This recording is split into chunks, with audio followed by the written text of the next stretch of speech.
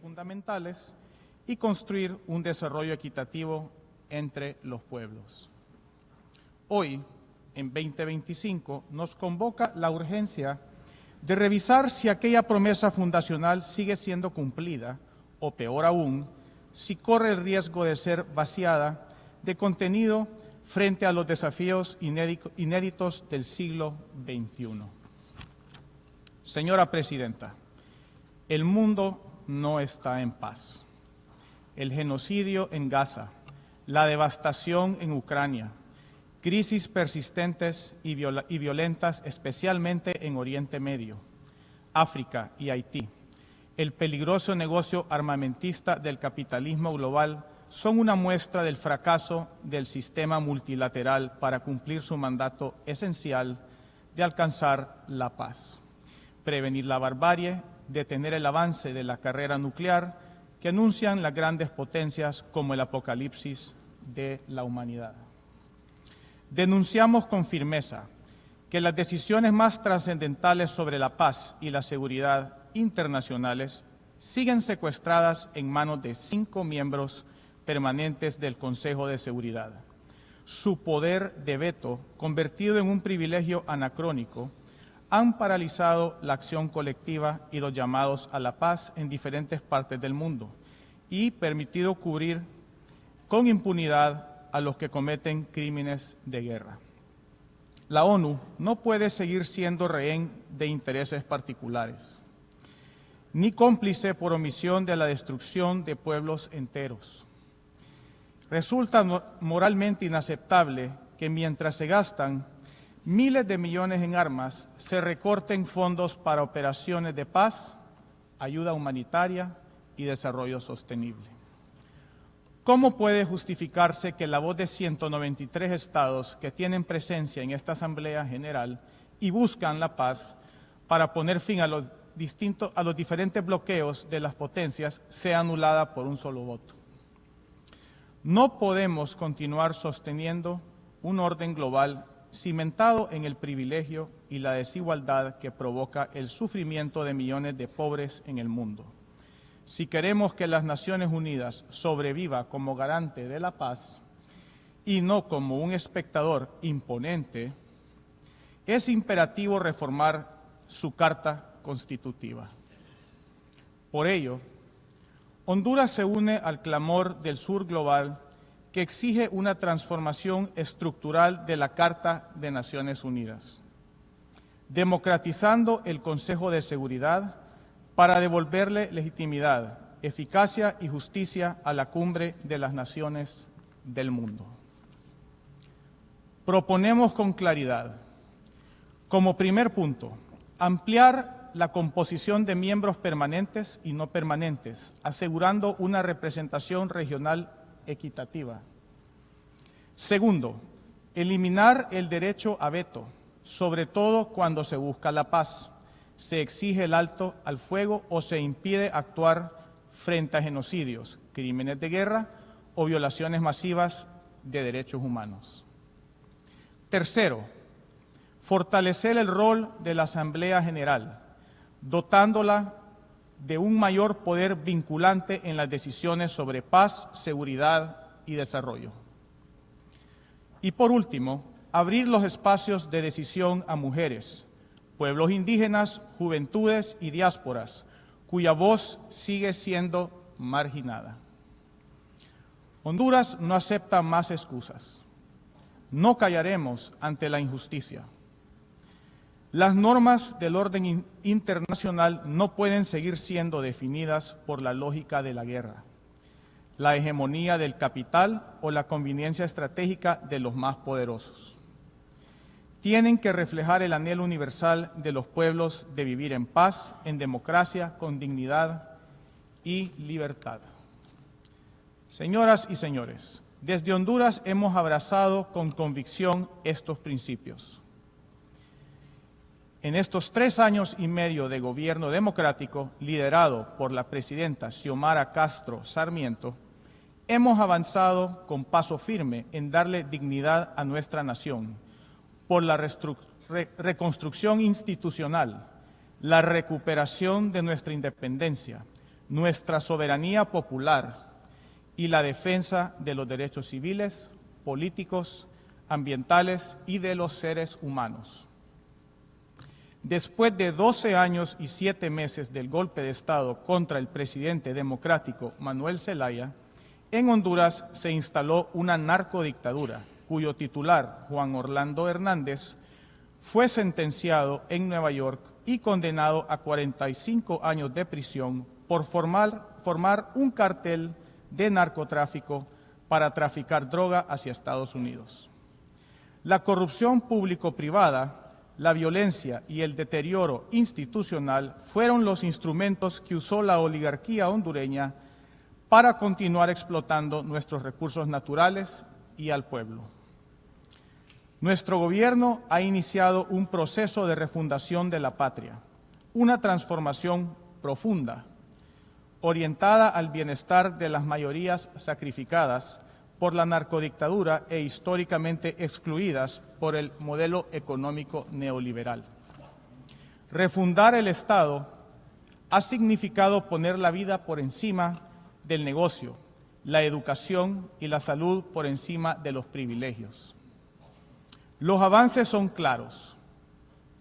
La pobreza bajó del 73% en 2021 al 63% en 2024 y la pobreza extrema se redujo del 54% al 40%. Eso significa que más de 1 millón de hondureños dejaron de ser pobres en estos 3 años. La desigualdad también se redujo en casi 6 puntos del índice de Gini, un avance que duplica los gobiernos de la narcodictadura. Mientras tanto, los ingresos del 20% más pobre habían sido sacrificados por el saqueo y el indolente endeudamiento del 600% después del golpe de Estado. En esta administración del socialismo democrático de Xiomara Castro, mejoraron en 150% sus ingresos, al tener acceso a salud, deporte, seguridad, educación, carreteras, agricultura y energía gratis para los pobres.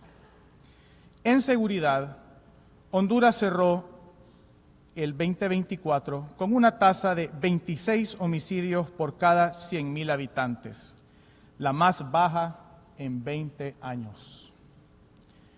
En la lucha contra la corrupción, abrimos las finanzas públicas a la auditoría social. Eliminamos fideicomisos corruptos, recuperamos los bienes públicos. La Ley de Justicia Tributaria enviada al Congreso Nacional es un impulso de una reforma fiscal progresiva que busca redistribuir la riqueza en favor de la educación, la salud, el agro y la protección social, y elimina los privilegios de los 25 grupos económicos y las 10 familias que monopolizan el 80% del Producto Interno Bruto y las exoneraciones fiscales. En materia de género, se amplió la igualdad en la toma de decisiones, al integrar un gabinete con igual representación de hombres y mujeres, así como programas para erradicar la violencia de género. Distinguidos delegados, Honduras está haciendo un gran esfuerzo para recuperar sus bosques con el programa Cero Deforestación al 2030, por el cual hemos creado 3 batallones militares de protección forestal. Honduras no es uno de los países más golpeados por el cambio climático, a pesar de ser entre los que menos contaminan el planeta. Sequías, tormentas devastadoras, pérdida de biodiversidad, desplazamientos forzados, son heridas abiertas que no hemos provocado, pero que pagamos con vidas y con futuro. Esta no es una lucha que podamos enfrentar solos. De la misma manera, rechazamos la visión criminalizante de la migración. Leyes más duras, y fronteras más militarizadas. Esa ruta no resuelve nada. Solo perpetúa la tragedia, multiplica el sufrimiento y niega la corresponsabilidad internacional frente a un fenómeno humano y global. Las personas migran por sistemas desiguales que les han fallado por años, no por elección. Criminalizarlas es condenarlas dos veces, primero a la miseria y luego al destierro. Colegas, nuestra política exterior se sustenta en el respeto irrestricto a la soberanía, la autodeterminación de los pueblos y los derechos humanos. Por ello, denunciamos las sanciones unilaterales e ilegales que estrangulan economías y condenan pueblos a la miseria. Estas medidas, como las impuestas durante décadas contra Cuba, deben terminar de manera inmediata. Condenamos sin reservas y señalamos como inaceptable toda forma de ocupación extranjera y amenazas de injerencia militar en nuestro hemisferio. Acciones como estas consisten en la negación del derecho de los pueblos a constituirse en estados libres y soberanos. Ese derecho es inalienable y su reconocimiento no puede seguir siendo pospuesto ni manipulado. Ninguna justificación retórica puede legitimar la violación de la soberanía ni el sometimiento de las naciones. Es por ello que hoy, ante esta Asamblea General, ratificamos nuestro reconocimiento del Estado de Palestina, en coherencia con el compromiso histórico y con nuestra postura inquebrantable a favor de la paz, la seguridad y la convivencia de dos estados en el Oriente Medio. Señora Presidenta, señoras y señores delegados, este noviembre Honduras celebrará elecciones generales en el marco de un proceso transparente, inclusivo y democrático. El gobierno de la presidenta Xiomara Castro garantiza la participación libre de todos los sectores políticos, el respeto a las libertades públicas y el acompañamiento de misiones de observación electoral internacionales y regionales. Señora Presidenta, las Naciones Unidas deben atreverse a cambiar para no ser eco del pasado, sino la voz del porvenir. A 80 años de su creación, no basta con conmemorar lo recorrido, es hora de abrir espacios de diálogo, de esperanza, en un mañana mejor que todavía es posible. Muchas gracias.